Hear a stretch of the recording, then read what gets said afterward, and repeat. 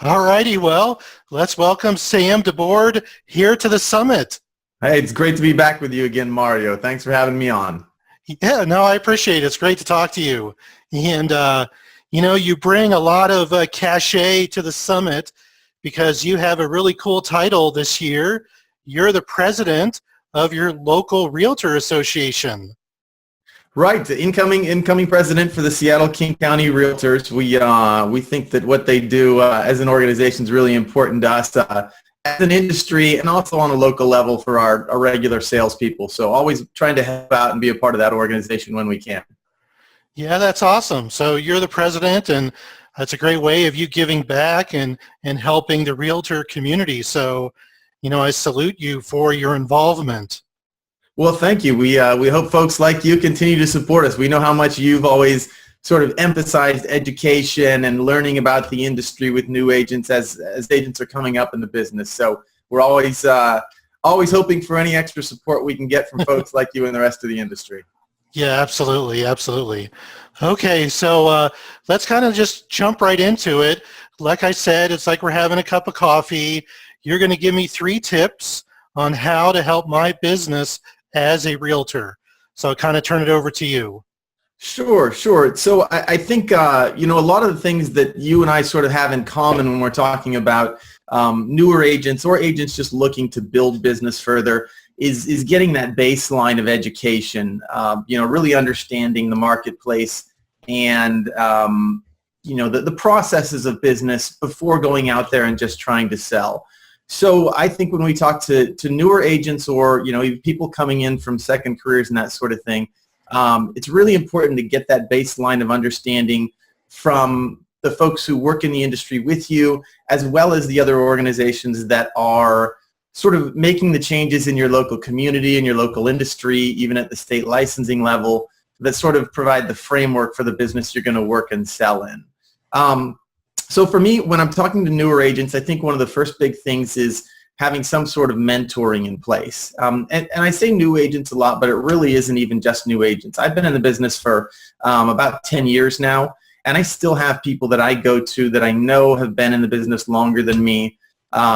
They've got insights about what I'm doing now, what I should be doing, what I'm forgetting to do. None of us are perfect with our business. So having a coach, having a mentor, having even just guides that you follow up with regularly, whether they're folks you follow online, whether they're people in your office, just having the kind of people who are going to help keep you on track in your career and maybe see the things that we're very tunnel vision in our industry. When we're salespeople, we're really focused on that next transaction. And so it's really nice to be able to have people who you can go to regularly and say, am I doing this right? What are you doing differently? What do I see coming up in the future?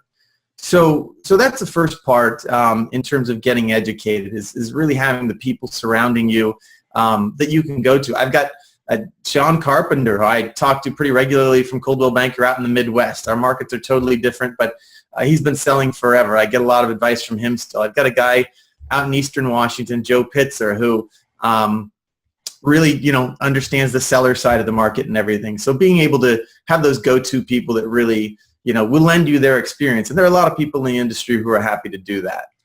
Yeah, I think your examples are really good because you and I kind of started back in the early 2000s.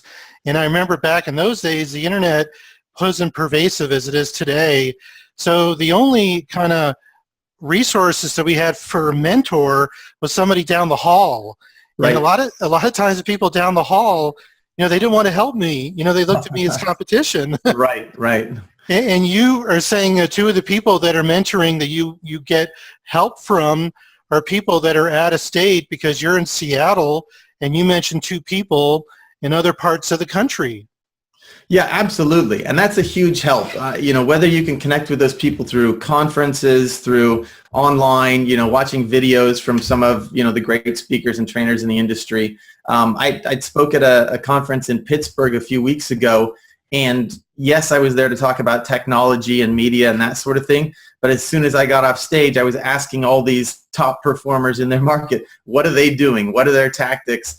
And I learned all kinds of great things from them. So yeah, really being able to reach out to those people who aren't your local competitors, makes a big difference. I think that's, as you said, we've got a lot of access to those kind of people online who are doing webinars like you, who are doing broadcasts, or doing the Mastery Summit, or whether they're just regular video bloggers who are talking about what they're doing for motivation and for straight tactics. So the other thing I always have to pitch, because this is my big go-to, is the Realtor Association.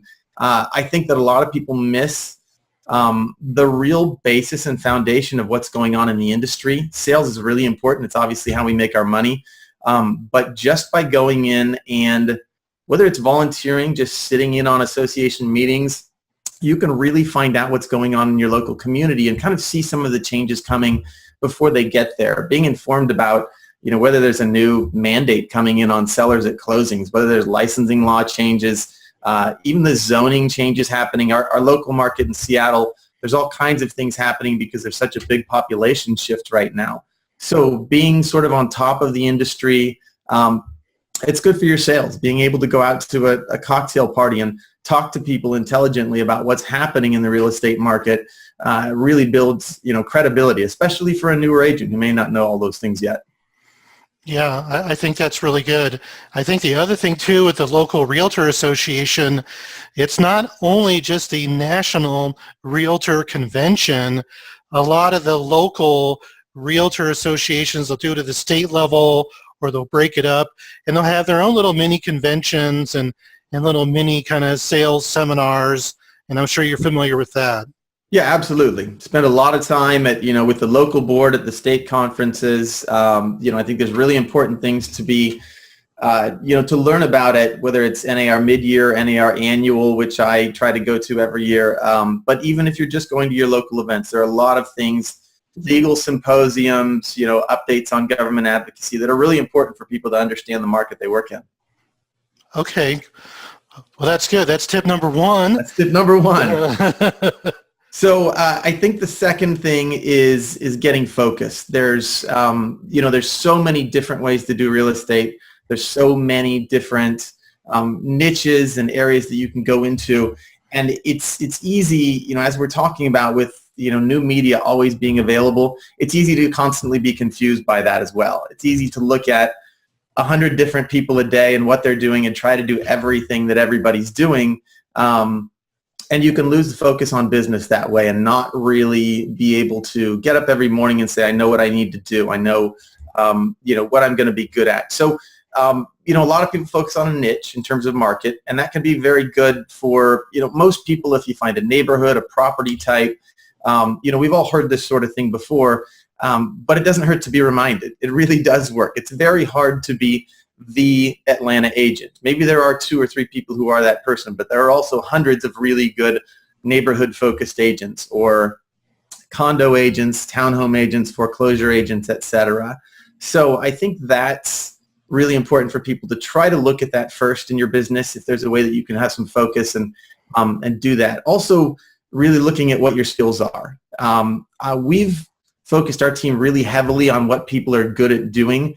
My business partner and I were decent salespeople on the phone because we had to be. And we would do it, and we would sell real estate because we had to get on the phone, but we never loved it. And there are some people who can cold call all day long. They're really good at it. You got to love those people if you can find them.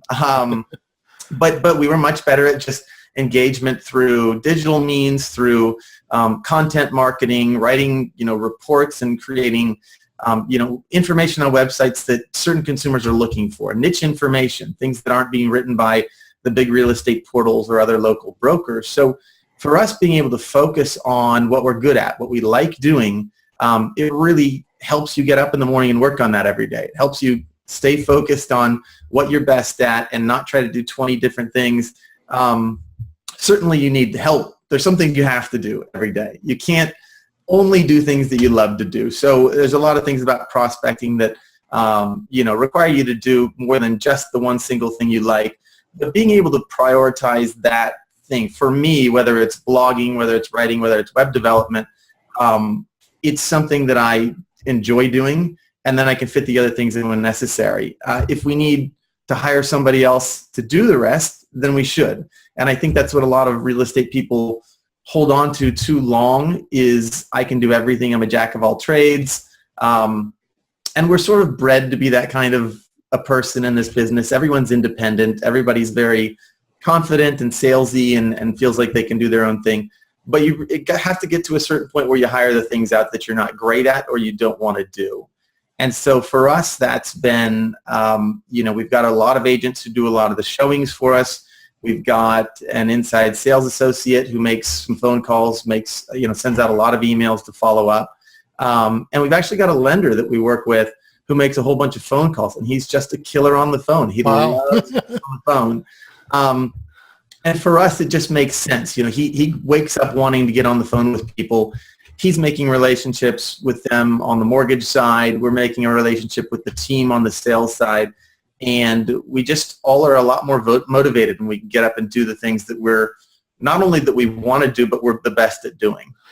Yeah, I think that's really good because, even if you're new or if you've been in business, 5, 10 years, and you want to try to, jumpstart your business a little bit, you kind of have to evaluate, like you said, where are your talents? Because there's so many different ways to, market ourselves as realtors. Sure. You got the traditional where you can cold call, you can knock on doors, you can leave goodies at the door. You got the internet, you got networking, working your sphere. It's very overwhelming, It is. You're absolutely right. You mentioned some of these ways people market. The thought of door knocking makes me sweat. I cannot imagine doing that, but I know agents in my market who do it, and it's 100% of the business that they get besides referrals, and they don't mind it, and they're great at it. And that's fine if you're that kind of person. It's like the old adage that, it's not just focusing on what you like, but what's going to make you the most money. If Bill Gates can type 100 words per minute and his secretary can only type 50, Bill Gates should still not be doing all the typing in his office. So, focusing on what works best, what you like to do, but also where, the greatest ROI you're going to get out of that, and then hiring other people to do the rest is really the best way to grow a business. Yeah, I think that's really good advice. And I know for me, the last couple of years, I haven't really outsourced, but I've bought some programs. I bought some different marketing things that I do. And I wouldn't have done that 5 years ago. I would have said, hey, I got to do it all by myself. And I think, how do you kind of get over that psychologically? Because you probably, you went through that too. Sure, it's difficult. Believe me, every month when we get the bills for our assistant, my business partner, and I look at it and go, that's a large chunk of change. And it doesn't necessarily lead to immediate huge improvements in profitability. It certainly ramps it up to where you're starting to become an organization that you're being more effective with everybody in their individual roles. But you also have to accept the fact that I have to pay a little bit extra so that I can do the things I want to do. I'm taking the parts of my day away that I didn't like, and that's okay. If it costs me a little bit of money, clearly it needs to have some profitability built into it. But even if it just makes me more effective and we only make slightly more money, that's okay if I enjoy my day more, because this is a stressful business. The schedule, the time constraints, everything else, it's tough. So if it makes you a little more positive getting up every morning, is probably going to have a long-term positive effect. Yeah, that's good advice. Okay, so tip 2, that's a good tip. So what is your last tip? Sure.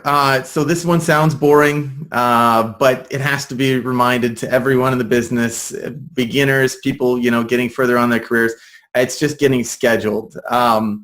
And, you hear a lot about time blocking. That's very difficult for a lot of people to do, especially for sales type people who just like to be out and on the move and on to the next project all the time. If you can time block, I think it's outstanding. It at least is a reminder to yourself every day that you get maybe a morning email update that says these are the times I'm supposed to be working on certain things. But even if you can't time block your entire day, like a lot of salespeople can't, having that focus on prospecting every single day is really the number one thing we should be doing. It's prioritizing prospecting over everything else. Certainly you're going to have days when your current clients need to see homes, need to meet with you. There's nothing you can do about those. Those are going to become priorities. But before that day starts, everyday prospecting should still be the number one priority. Whether you're in busy season, and you can only get an hour in, whether you're, this time of year, at the beginning of the year when we're really trying to ramp up marketing and get prepared for what will be coming, it has to be in the back of your mind every day that my number one priority is to do some sort of prospecting. And whether that's any of the different things you talked about, door knocking, cold calling, or whether it's, doing content generation or following up with old email leads, whatever it is that you do on social media to generate referrals, it has to be sort of nagging in the back of your head every day that if I didn't do any lead generation, any sort of prospecting today, then I had a bad day and I have to make up for it. Maybe at the end of my day, I'm going to have to be doing prospecting for an extra hour, or maybe tomorrow I'm going to have to double up on that time. But I think it's a tough thing to do when the market gets busy. We could spend most of spring and summer doing very little prospecting and just dealing with the logistics of our transactions every day. But it's really important, if you're going to keep some of those usual dead zones out of your sales calendar, to make sure that every day you have that sort of nagging feeling in the back of your head that I need to prospect today or else I'm not doing what I need to for my business. Yeah, and I like the way that you say, the first thing you said, schedule your day. So schedule your activities. Sure. Because I've been in sales my whole career, getting out of college. And what happens is if you go to your office and if you don't have a schedule, if you don't have a list of things to do, what you end up doing is you get on your computer, you get on Facebook, right? You check your email, you check your local sports scores, or you go on Pinterest, and sure. And then boom, an hour goes by, right? And we've wasted all this time on the internet, and that's where I think your first statement is so powerful. Schedule your day and schedule your activities.